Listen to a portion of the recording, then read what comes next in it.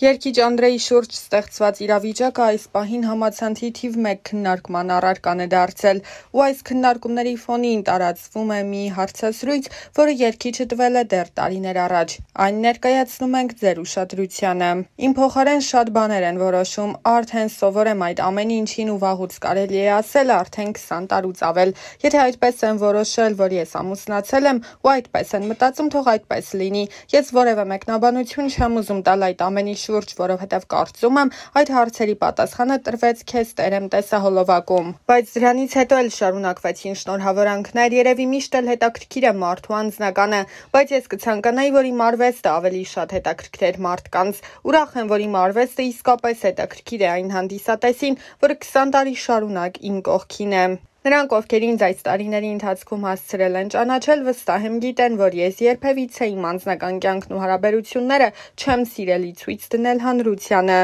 Բոլորին հետաքրքրող ցանկացած հարցի պատասխան հենց տեսահոլովակում է, ընդամենը պետք է այն սկզբից մինչև վերջ դիտել, բայց ցավոք այսօր մարդիկ միայն լուսանկարներով են կարծիք կազմում կամ միայն նյութերի վերնագրեր ընթերցելով, չկարդալով ամբողջական նյութն ու չդիտելով տեսանյութը։ Դա նույնն է, ինչ 2 ժամ տևողությամբ հրաշալի ֆիլմը դիտելու փոխարեն միայն մի քանի վայրկյան տևող թիզերը նայեց։ Շատերի կյանքում եղել է նման պատմություն, ես չեմ ցանկանում շատ բաներ բացահայտել, որովհետև պարզապես չեմ ցանկանում, չեմ ուզում անդրադառնալ այն ամենին, ինչ եղել է իմ անցյալում, որովհետև այն, ինչ կա իմ ներկայում, ավելի լուսավոր է, ավելի ուրախ ու սիրով լի։ Կան տեսահոլովակներ, որոնք ներկայացնում են իմ կյանքը, որոնց սցենարը հնարված չէ, բայց չեմ ասի, որոնք են դրանք։ Երբ հանրային մարդ ես, ուզած թե չուզած, անձնական կյանքդ հետաքրքիր է բոլորին, ինչու տրամաբանական ավարտ չունեցան, պատճառները շատ էին։ Հիասթափություններ, միմյանց չհասկանալ, դավաճանություններ։ Գիտես, ես առհասարակ ընկերություն անելուց երբեք եւ երբևիցե չեմ մտածել,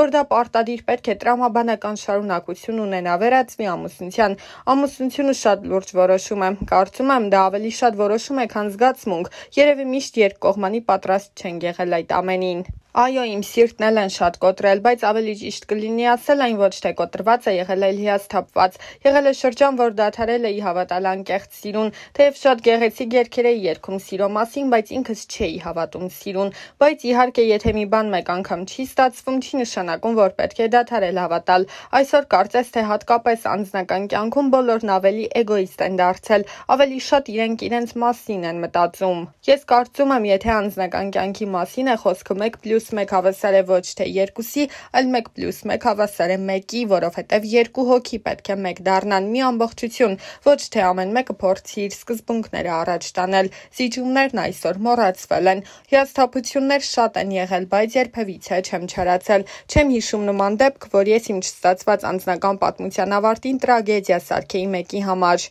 Բայց եղել է դրա հակառակը, երբ նա ով տվյալ շրջանում կողքիս է եղել, փորձել է կյանքս թունավորել։ Ժամանակի հարցեր ես անգամ պատասխան չէի տալիս եւ այդ ամեն ինչն անցնում ու մոռացվում էր ուղակի։ Առհասարակ, եթե ես մի բանից հիասթափվում եմ, եթե մի բան կոտրվում է իմ կյանքում, ուրեմն վերջացած է ամեն բան։ Սերը նման է շատ փխրուն մի երևույթի, որը երբ ճաք է տալիս ու փորձում ես վերանորոգել, միևնույնն է, այդ ճաքը միշտ մնում է։ Ըստ իս հենց սկզբից երկու կողմն էլ պետք է ջրեն այդ զգացմունքը, պետք է ջանք թափվի։ Չգիտեմ, երևի շատ եմ արդեն փիլիսոփայում, բայց երբ 16 տարեկանում սիրահարված էի, ես պատրաստ էի ամուսնության։ Ուղղակի տարիքից ելնելով շատ խոչընդոտներ եղան, բայց կյանքում ունեցել եմ նման սեր, որը բոլոր սերերից ամենամեծն է եղել։ Սղճում եմ միայն նրա համար, որ ես այսօր կարող էի ունենալ 21 տարեկան որդի, բայց փաստը մնում է փաստ, որ ես կորցրի նրան։ Միայն դա է, որ ինքս ինձ չեմ ներում, այդ կորուստը ինձ համար ծանր է մինչև այսօր։ Չեմ ուզում ծավալվել ու այդ ամեն ինչը վերհիշել։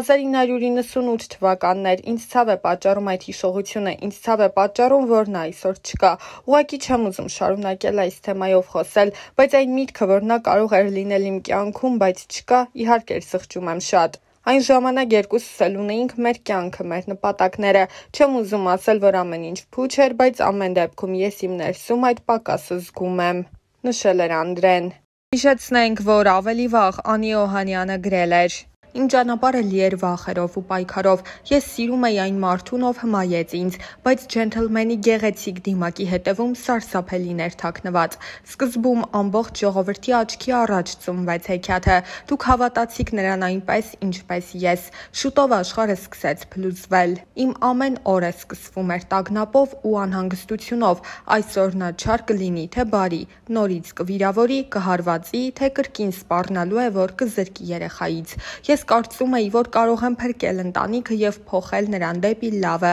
սակայն նրա ագրեսիան միայն աճում էր։ Նա չէր գիտակցում, թե որքան ցավ է պատճառում ինձ։ Ես զգում էի, որ հոգիս դանդաղորեն քանդվում է, բայց շարունակում էի հուսալ, որ նա կհասկանա և կփոխվի։ Ես հասկացա, որ սերը չպետք է տառապանք բերի, կներես բառը ելք չէ, դա անընդհատ կրկնվում էր։ Այսօր ես համարձակվում եմ խոսել։ Այս ամբողջ ընթացքում ես ստիպված էի ժպտալ տեսախցիկների և մարդկանց առջև, ցուցադրել երջանկություն այն ժամանակ, երբ ոչ ոք չգիտեր, թե ինչ է կատարվում փակ դռների հետևում։ Այս գրառումը ոչ միայն աղաղակ հոգու, դա կոչ է բոլոր կանանց, ովքեր տառապում են ինձ նման, աղջիկներ, կանայք, մայրեր, դուք արժանի եք սիրո, որը բերում է լույս, և ոչ թե խավար, նշել էր նա։